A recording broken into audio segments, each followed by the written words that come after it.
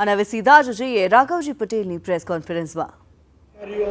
અને અતિવૃષ્ટિ દરમિયાન લોકોને કોઈ જાતની તકલીફ ન થાય એના માટેની કામગીરી કરો। એના ભાગરૂપે રાજકોટ જિલ્લામાં પ્રભારી સચિવ શ્રી રાહુલ ગુપ્તાજી છેલ્લા 2 દિવસથી અહીંયા રાજકોટ ખાતે નિવાસ કરી અને આખી પરિસ્થિતિ ઉપર દેખરેખ રાખી રહ્યા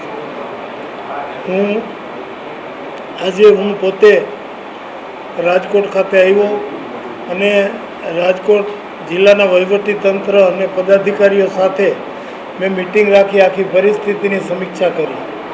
અતિવૃષ્ટિ દરમિયાન જ્યાં જે કોઈ તકલીફ નાની મોટી પડી હોય એની માહિતી મેળવી અને હવે આ સ્થિતિમાંથી પૂર્વવત સ્થિતિમાં આવવા માટે શું કરવું એના માટે તંત્રને જરૂરી માર્ગદર્શન આપ્યું।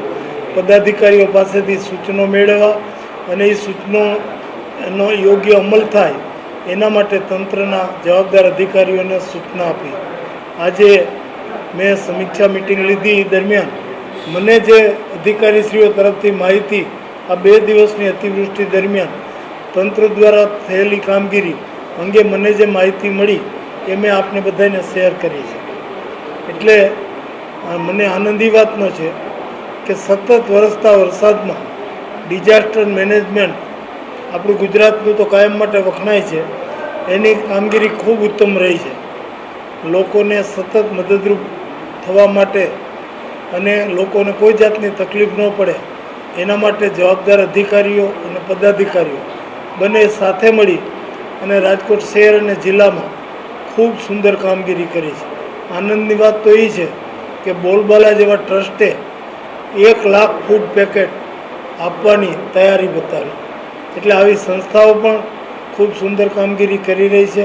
રામકૃષ્ણ મિશન હોય, બોલબાલા ટ્રસ્ટ હોય, આ બધી સમાજની સંસ્થાઓ સમાજની આર્થિક વેળાએ ખૂબ મદદરૂપ થવાની ભૂમિકા ભજવી રહ્યા છે।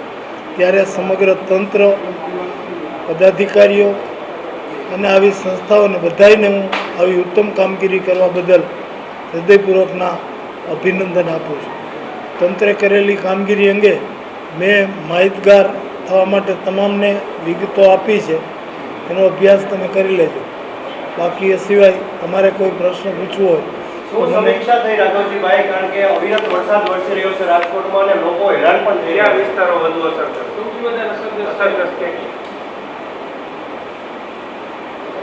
સૌથી વધારે અસરગ્રસ્ત જંગલેશ્વર, પોપટપરા, રૈયા રોડ, બેડીપરા, બજરંગવાડી સહિતના નીચાણવાળા વિસ્તારના લોકોને સલામત સ્થળે ખસેડવા માટેની વ્યવસ્થા કરવામાં આવી હતી। જંગલેશ્વર વિસ્તારના 110 લોકોને નજીકની શાળામાં સ્થળાંતર કરી અને એના રહેવા જમવાની તમામ વ્યવસ્થા પૂરી પાડવામાં આવી હતી।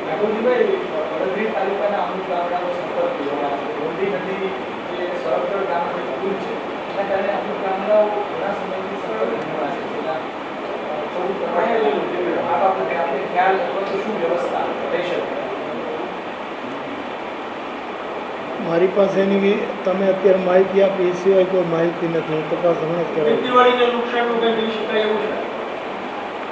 જિલ્લામાં આટલો વરસાદ છે, અતિવૃષ્ટિ છે, ગયા વખતની સહાય હજી નથી મળી, આ વખતે નુકસાન કેટલું છે, કયા પ્રકાર? ગયા વખતની સહાયમાં એક પણ કિસ્સો નથી। હવે હજી તો વરસાદ ચાલુ છે, વરસાદ વિરામ લેશે એટલે અમે સર્વે કરાવશું અને સર્વેના આધાર ઉપર જે કંઈ નક્કી થશે એ મુજબ અમે ખેડૂતોને સહાય ચૂકવીશું। સ્વાભાવિક છે, અત્યારે જ્યાં સુધી સર્વેના અહેવાલો ખેતીવાડી ખાતા દ્વારા મળે નહીં ત્યાં સુધી હું ચોક્કસપણે કહી શકું નહીં, પણ આટલો વરસાદ થયો એટલે થોડું ઘણું નુકસાન